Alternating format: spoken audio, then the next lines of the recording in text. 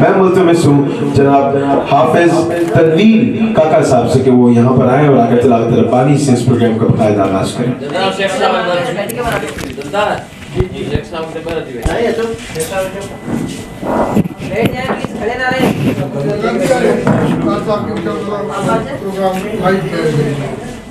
اعوذ باللہ من الشیطان الرجیم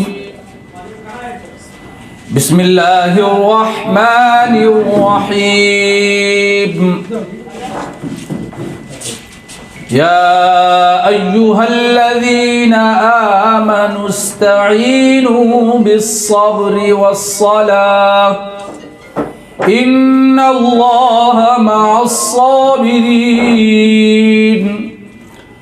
ولا تقولوا لمن يقتل في سبيل الله أموات بل أحياء ولكن لا تشعرون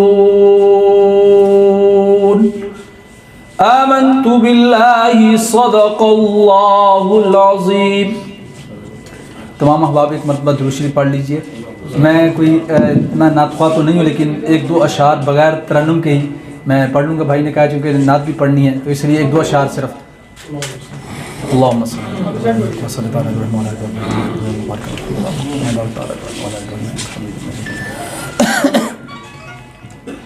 تو شاعر ہمارے اور آپ کے پیارے نبی کی سیرت کے حوالے سے اور پیارے نبی صلی اللہ علیہ وسلم کی شان میں لکھتا ہے. شاعر کہتا ہے حضور آئے تو سر آفرینش پا گئی دنیا. حضور آئے تو سر آفرینش پا گئی دنیا. اندھیروں سے نکل کر روشنی میں آ گئی دنیا. حضور آئے تو سر آفرینش پا گئی دنیا. اندھیروں سے نکل کر روشنی میں آ گئی دنیا.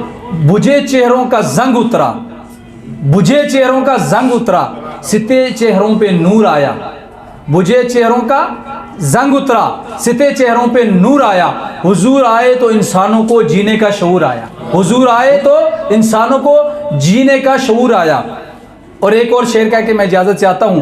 شاعر کہتا ہے تاروں کو چمک نور نگینے سے ملی ہے.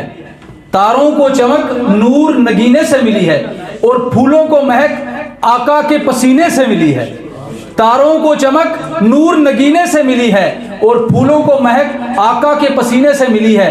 اور ہمارے لیے تو سب کچھ مدینے میں ہے.